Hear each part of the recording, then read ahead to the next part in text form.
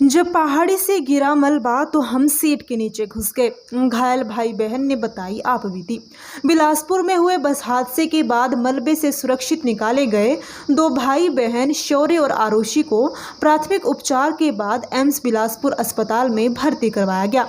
AIIMS अस्पताल पहुंचे प्रशासनिक अधिकारियों से बातचीत करते हुए आरुषि और शौर्य ने बताया कि बस सवारियों से भरी थी और हम बस में पिछली सीट पर बैठे थे। जैसे ही पहाड़ी से मलबा गिरने लगा तो हम दोनों सीट के नीचे घुस गए। मलबा सवारियों के ऊपर आ गिरा, लेकिन सीट के नीचे होने के कारण हमारी जान बच गई। हादसे में इन बच्चों की मां के अलावा दो चचेरे भाइयों और चाची की मौत हो गई, लेकिन अस्पताल में भर्ती इन दोनों बच्चों को इसके बारे में बताया नहीं गया है। बिलासपुर में भल्लू पुल के पास हुए बस हादसे में 15 लोगों की मौत की पुष्टि हुई है। हादसे में जान गंवाने वालों में 9 पुरुष, 4 महिलाएं और 2 बच्चे शामिल हैं। हादसे में 2 बच्चे गंभीर रूप से घायल हुए हैं। इनको बरठी से प्राथमिक उपचार के बाद एम्स बिलासपुर में उपचार के लिए भर्ती करवाया गया। एसपी संदीप धवल ने कहा कि एनडीआरएफ की टीम ने मौके पर पहुंचकर स्निफर डॉग्स की मदद से खोज अभियान शुरू किया। प्रशासन के अनुसार अब मृतकों या घायलों की संख्या में वृद्धि की संभावना न के बराबर है।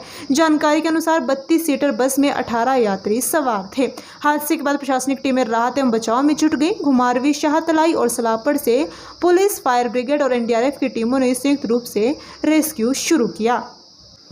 भल्लू में दुर्घटना हुई बस का मालिक स्वयं इसमें परिचालक का कार्य करता था। घुमारवी से दूसरी बार मरोतन जाते हुए बरठी में उतर गया और वहां से दूसरे परिचालक को बस के साथ भेजा।